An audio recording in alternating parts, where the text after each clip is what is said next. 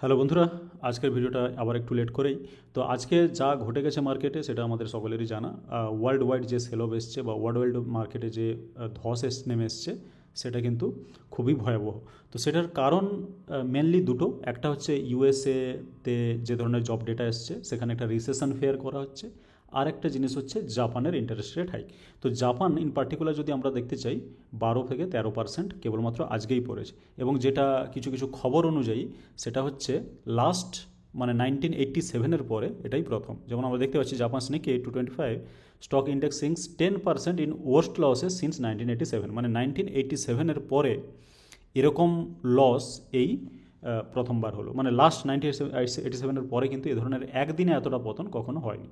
তো এই ধরনের মার্কেট সিচুয়েশনে আমাদের কি করা উচিত, বা আমরা কোনো কিছু স্টক কিনবো কি না, সব ধরনেরই আলোচনা এখানে করব। এবং আমরা যদি বুঝতে পারি যে কারণটা কি, তাহলে সেখান থেকে আমরা এটাও বুঝতে পারবো যে ইন্ডিয়াতে ঠিক আমরা কতটা ভয় পাওয়া আমাদের উচিত, বা ইন্ডিয়া আদৌ ডাইরেক্টলি ইনভলভ কিনা এই পতনের কারণের সঙ্গে।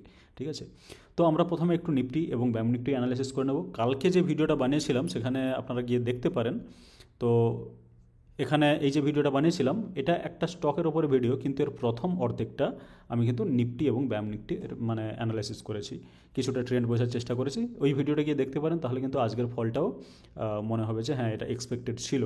তো আজকে যেটা বলছি সেটা হচ্ছে এই নিফটি ফিফটির যেটা দেখলাম আমি, যে এখানে সেরকম কোনো সাপোর্ট আমরা খুঁজে পাচ্ছি না। ঠিক আছে, আমি যদি 1 মান্থ যাই, 1 মান্থ দেখালে এইটাই দেখাচ্ছে।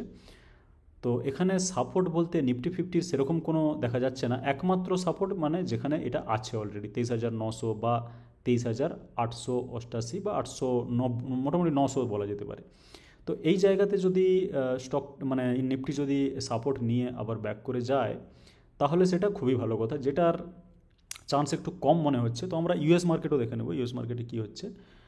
আর বাকি যদি আমি ব্যাংক নিফটি দেখতে চাই, ব্যাংক নিফটিতে আমার মনে হচ্ছে এটা একটা পারফেক্ট সাপোর্টের জায়গায় আছে, এখান থেকে সাপোর্ট নেওয়ার উচিত, মানে যেটা হচ্ছে 50,000-এ আছে। ঠিক আছে, এরপরে যদি এটা ধস নামে তাহলে কিন্তু সেটা 48,000 বা 47,500 পর্যন্ত পৌঁছতে পারে। ঠিক আছে, তো এইরকম একটা জায়গায় বা 49,900 এরকম একটা জায়গায়, বা এরকম জায়গায় 800 এরকম একটা জায়গায় যদি, মানে আজকের লো যেটা, আমি যদি আজকে ওয়ান ডে চার্টটা দেখে নিই, আজকের যেটা লো এই যে 49,750 এরকম একটা জায়গায় যদি সাপোর্ট আবার এসে বা নিয়ে যদি এখান থেকে ব্যাক করে যায় তাহলে খুবই ভালো কথা, যেটা আমার মনে হচ্ছে ব্যাংক নিফটি করা উচিত।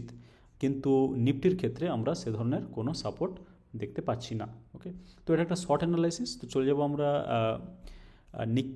নিক্কিতে যদি আমরা যাই, এখানে দেখতে পাচ্ছি আমি ওয়ান ডে চার্ট লাগাবো এবং সেটা দেখা যাচ্ছে যে -12.40% ডাউন। এদের চার্টে সবসময় একটা গ্যাপ থাকে, কারণ এদের এটা হচ্ছে লাঞ্চ ব্রেক। এনিওয়ে, তো আজকে এই যে পতন নিক্কিতে, এই পতনের কারণ কি সেটা আমরা বুঝে নেব। এবং যে বন্ধুরা স্টক দেখতে চান, আমি একটা স্টকে ইনভেস্ট করেছি, সেটাও কিন্তু আমরা মানে এই ভিডিওর মধ্যেই দেখে নেব। তো নিক্কিতে এই পতনের কারণ হচ্ছে নিক্কির ইন্টারেস্ট রেট হাইক। ওকে, আমি যদি জাপানে যাই তাহলে জাপানে যদি আমি ব্যাঙ্ক অফ জাপান যেটা, তার ইন্টারেস্ট রেট দেখি, তাহলে আমি যদি ওকে 3 ইয়ার্সেও যাই, তাহলে 3 ইয়ার্সে আমরা দেখতে পাচ্ছি যে এই জায়গাটাতে -0.1% ইন্টারেস্ট রেট ছিল, মানে সেটা হচ্ছে নেগেটিভ ইন্টারেস্ট রেট। তারপরে সেটা হাইক হয়েছে এবং তারপরে আবার হাইক হয়েছে, এখন প্রায় 0.25%। এখন এটাই হচ্ছে কারণ। এটা কিভাবে কারণ, এখানে এখানে আমরা দেখতে পাচ্ছি যে নেগেটিভ ইন্টারেস্ট রেট। ওকে, নেগেটিভ ইন্টারেস্টের মানে হচ্ছে এরকম, আপনি যদি ব্যাংকে টাকা রাখেন তাহলে আপনাকে সুদ দেবে ব্যাংক, সেটা তো অনেক দূরের কথা, আপনার কিছু টাকা কেটে নেওয়া হবে। যেমন আমরা এখানে যদি ব্যাংকে টাকা রাখি তাহলে আমরা একটা ইন্টারেস্ট পাই। ওকে, সেটা 5%, 6%, 7% যেমনই হোক। এটা জাপানের ক্ষেত্রে, জাপানিজ ইয়েনের ক্ষেত্রে আপনি যদি রাখেন জাপানের ব্যাংকে তাহলে কিন্তু রাফলি তাহলে কিন্তু আপনার টাকা কেটে নেওয়া হবে। ঠিক আছে, এটা কেন করা হয়েছিল, যেমন আমরা অনেক দিন ধরে দেখছি এটা। অ্যাকচুয়ালি আমি যদি লাস্ট 10 ইয়ার্সে যাই তাহলে দেখতে পাবো যে 2016-এ এটা প্রথম, আগে 0 ছিল, তারপরে এটা -0.1 করা হয়, মানে নেগেটিভ ইন্টারেস্ট রেট করা হয়, এবং সেটা চলছিল প্রায় 2024 ফেব্রুয়ারি পর্যন্ত, মার্চের আগে পর্যন্ত। ঠিক আছে, তো এই যে নেগেটিভ ইন্টারেস্ট রেট এটা কেন করা হয়, জেনারেলি যেসব দেশের গ্রোথ একেবারে প্রায় জিরো তলানিতে ঠেকে যায় সেই ক্ষেত্রে এটা মানে এটাই মেন উদ্দেশ্য, এটাই যে গ্রোথ আনা। তাহলে আমি যদি পাবলিকের ওপর এটা চাপিয়ে দিই যে যদি ব্যাংকে টাকা রাখে তাহলে সেখান থেকে টাকা কেটে নেওয়া হবে, তাহলে কিন্তু তারা সেই টাকাটাতে স্পেন্ডিং করবে, খরচা করবে, কারণ ব্যাংকে রাখলে টাকাটা কিন্তু লুজ হচ্ছে। তো সেখান থেকে গ্রোথ বাড়ার জন্য জেনারেলি এটাই হচ্ছে ইন্টেনশন, ইন্টারেস্ট রেট নেগেটিভ করার। এরকম কিন্তু আরও কিছু কিছু দেশও ইন্টারেস্ট রেট নেগেটিভ করেছে। তো এবার এই ইন্টারেস্ট রেট নেগেটিভ করার পরে যখন পজিটিভ এলো, তখন কিন্তু মার্কেটে ধস। কেন? যখন ইন্টারেস্ট রেট কম বা নেগেটিভ বা জিরো, তখন কিন্তু আমরা যদি ধার নিই তাহলেও কিন্তু আমাদেরকে ইন্টারেস্ট দিতে হবে না, ঠিক আছে? কেউ কেউ যদি মানে টাকা রাখার জায়গায় আমরা যেমন এখন যদি লোন নিই তাহলে আমাদেরকে একটা ইন্টারেস্ট রেট পে করতে হয়। কিন্তু জাপানের নেগেটিভ ইন্টারেস্ট যখন ছিল তখন কি জাপানিজ গভর্নমেন্ট জাপান ইয়েন দিয়েই যাচ্ছে, কিন্তু তার বিনিময়ে কোনো ইন্টারেস্ট নেবে না। বরং যদি যদি 1 লাখ টাকা দেয় তাহলে এই যে -0.1% করে বাকি টাকাটা ফেরত দিতে হবে। তখন যদি মানে কিছু মুহূর্তের জন্য ধরুন যে এটা ইন্ডিয়াতে করা হচ্ছে, তাহলে ইন্ডিয়াতে থেকে আমরা বা রিজার্ভ ব্যাঙ্ক অ্যাকচুয়ালি অ্যালাউ করছে সব ব্যাঙ্কেই যে আমরা গভর্নমেন্ট টাকা দেব, আমাদেরকে ফেরত দেওয়ার সময় কম দিতে হবে, সুদ দেওয়া তো অনেক দূরের কথা। তাহলে কী করবো, আমরা সবাই টাকা নিয়ে নেব, ঠিক আছে? কারণ আমরা জানি যে পরে কম দিতে হবে, বা যদি আমি জিরো ইন্টারেস্টও ধরি কোনো ইন্টারেস্ট দিতে হবে না। তারপরে কী করব, সেই টাকাটাকে আমরা অনেক সময় স্টক মার্কেটে লাগাতে পারি, যে কোনো জায়গায় আমরা ইনভেস্টমেন্ট করতে পারি, সেখান থেকে কিছুটা লাভ আসবে, সেখান থেকে ইনকাম হবে, সেখান থেকে গ্রোথ হবে। এটা হচ্ছে মেন। কিন্তু এখন যদি মানে অ্যাকচুয়ালি এই যে কম ইন্টারেস্টের টাকা না, সেই টাকা কিন্তু এসে অনেক সময় স্টক মার্কেটে লেগে থাকে। জেনারেলি কোথায় যায়? স্ট্রং ইকোনমি যেগুলো স্ট্রং ইকোনমি সেগুলোতে যায়, যেমন ইউএস ইকোনমি, ইন্ডিয়াতেও আসে এবং অন্যান্য আরও কান্ট্রিতেও যায় এবং জাপানের মধ্যেও কিন্তু থাকে, ঠিক আছে? তো জাপানের এই ইন্টারেস্ট রেট কম করার পেছনে একটা বড় কারণ আছে, সেটা আমরা নিক্কিতে গেলে পেয়ে যাব। নিক্কির যদি আমরা লং চার্টে যাই তাহলে কিন্তু এখানে যদি ম্যাক্স চার্টে যাই তাহলে আমরা দেখতে পাচ্ছি যে নিক্কি 1990-তে 40,000-এর কাছাকাছি, ওই 38,000 এরকম ছিল, ঠিক আছে? সেখান থেকে 34 বছর পরে মাত্র 40,000 টাচ করেছে। ওকে, এই কারণেই এদের ইন্টারেস্ট রেট কমও রাখতে হয়েছে এবং গ্রোথকে বাহবা দিতে হয়েছে। তো আমরা যে অনেক সময় বলে থাকি নিফটি 50, তাহলে তো মানে নিফটি 20 যদি কিনে নিই সেটা অনেক সবসময় বাড়তে থাকবে, সেটা কিন্তু নয়।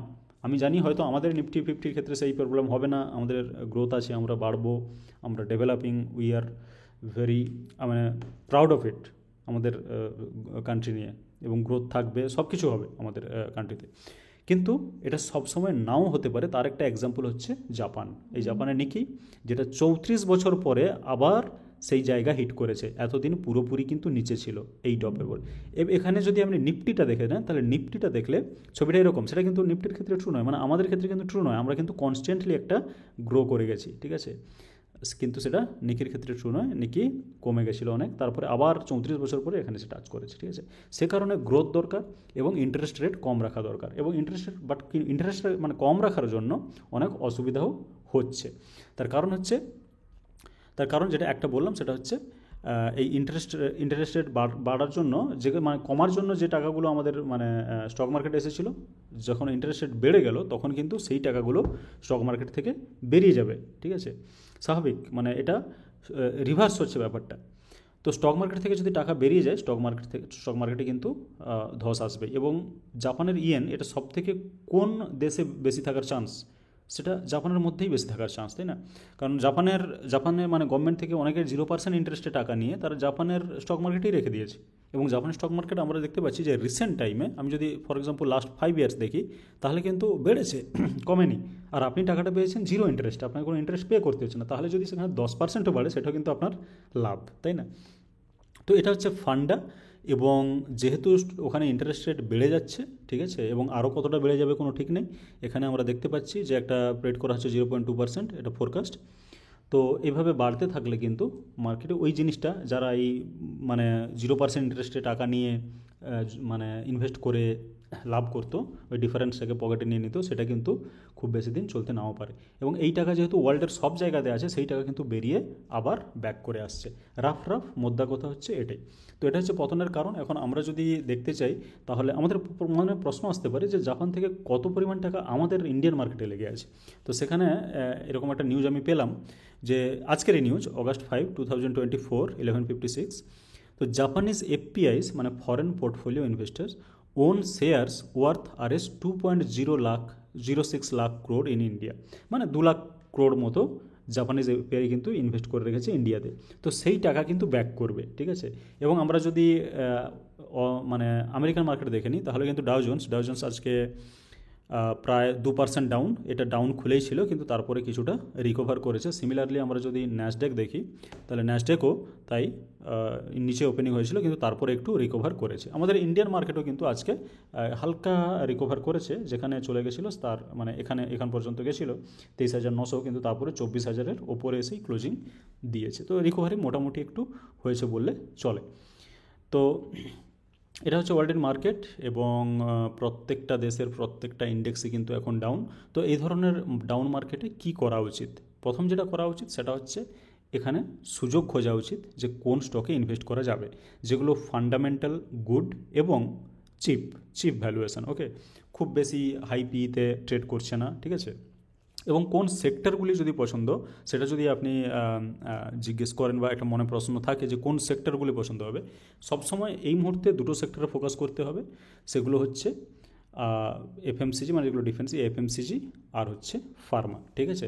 ফার্মাতে আমরা এখানে দেখতে পাচ্ছি আজকে যে ইন্ডেক্সগুলো, এর মধ্যে সবথেকে কম যেগুলো ফল হয়েছে সেগুলো হচ্ছে এফএমসিজি আর ফার্মা। এখানে আমরা দেখতে পাচ্ছি যে ফার্মা হচ্ছে মাত্র 0.40% ডাউন, ওকে।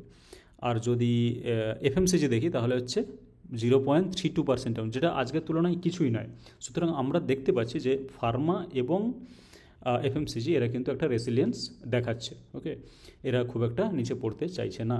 তো বাকি যেটা রইলো সেটা হচ্ছে স্টকের ইনভেস্টমেন্ট। হ্যাঁ, আজকে আমি একটা স্টকে ইনভেস্ট করেছি, এবং সে ইনভেস্টমেন্টটা হচ্ছে সে ইনভেস্টমেন্টের ব্যাপারে অলরেডি আমি কালকে ভিডিও বানিয়েছিলাম, যে কাল রেজাল্ট আসছে, শর্ট টার্মে ভালো প্রফিট অ্যালকোহল সেক্টর বা সুইং এক্সপেক্টেড। তো সুইং এক্সপেক্টেড তো অবশ্যই সুইং এসেছে কিনা সেটা আমরা একটু দেখে নেব। তো আমি আমার পজিশানে যাচ্ছি। ওয়াও, পজিশান আজকে আমার 2.5% আপ, আজকের দিনেও আমার পজিশান কিন্তু 2.5% আপে মানে বন্ধ হয়েছে মার্কেট। তো স্টকটা যদিও আজকে আপ ছিল না, -1.50, আমি যদি জাস্ট চার্টটা দেখি একদিনের, তাহলে আমরা একটা দারুণ রিকভারি দেখতে পাবো। সেটা হচ্ছে এরকমটা জায়গায় এসেছিলো 108, তারপরে কিন্তু রিকভার করেছে, এবং এই জায়গায় মানে আজকে যদি এটা একদিনের চার্ট, আজকে যদি এরকম জায়গায় যেখানে ফল হয় সেখানেও যদি আপনি কিনতেন, তাহলে কিন্তু স্টকটা এখানে প্রায় সেম প্রাইস 112 এরকম টাইপের, সেখান থেকে একটা জাম্প দিয়েছে আমরা দেখতে পাচ্ছি 20 পর্যন্ত প্রায়, সেটা কিন্তু প্রায় 7-8% মতো জাম্প, ঠিক আছে। তো এই জাম্পটাকে আমি সুইং বলবো না, অবশ্যই সুইং বলবো না, আর সুইং একদিনেই একেবারে দিয়ে দেবে তারপরে আমরা মার্কেটে টাকা বুক করে নিয়ে বেরিয়ে যাবো, সেটাও না। তো অ্যাটলিস্ট একটা জাম্প দিয়েছে এখানে, বুঝতে পারছি একটা বিগ গ্রিন ক্যান্ডেল দিয়েছে, কিন্তু যদিও তারপরে ক্লোজিং নিচেই হয়েছে। এবং আমি দেখতে পাচ্ছি যে আমি যেটাতে কিনেছি সেটাও দেখতে পাচ্ছি, এবং কতটা একটা প্রফিট দেখাচ্ছে সেটাও আমরা দেখতে পাচ্ছি, ঠিক আছে। তো এটা হতে পারে কম সময়ে খুব ভালো প্রফিট দেবে, যদি নাও দেয়, এগুলো স্টকগুলো রাখার জন্য কেনা হচ্ছে, ঠিক আছে। যদি কখনো মানে খুব ভালো সুইং দিয়ে দেয়, খুব ভালো রকমের জাম্প দেয় কম সময়ের মধ্যে, তাহলে সেটাতে আমি বুক করতে পারি। আদারওয়াইজ আমি যেগুলো ইনভেস্ট করি বা আমার অন্যান্য যেগুলো ভিডিও আছে সেগুলো গিয়েও দেখতে পারেন, সেগুলো কিন্তু প্রত্যেকটা লং টার্মের জন্য কেনা, ঠিক আছে। এগুলোকে ভুল করলে হবে না, যেগুলো কেবলমাত্র সুইং ট্রেডিংয়ের জন্য কেনা, ওকে। লং টার্মের জন্য কেনা, যদি কম সময়ে ভালো রিটার্ন ভালো সুইং আসে, তাহলে কিন্তু টাকা বুক করতে মার্কেট থেকে কখনো কোনো অসুবিধা থাকা উচিত নয়, ঠিক আছে। তো ভিডিওটি ভালো লেগে থাকলে ভিডিওটি লাইক করুন, চ্যানেলটিকে সাবস্ক্রাইব রাখুন আমার প্রত্যেকটা ভিডিওর আপডেট সঠিক সময় পেতে। আর ভিডিওটি দেখার জন্য আপনাকে ধন্যবাদ।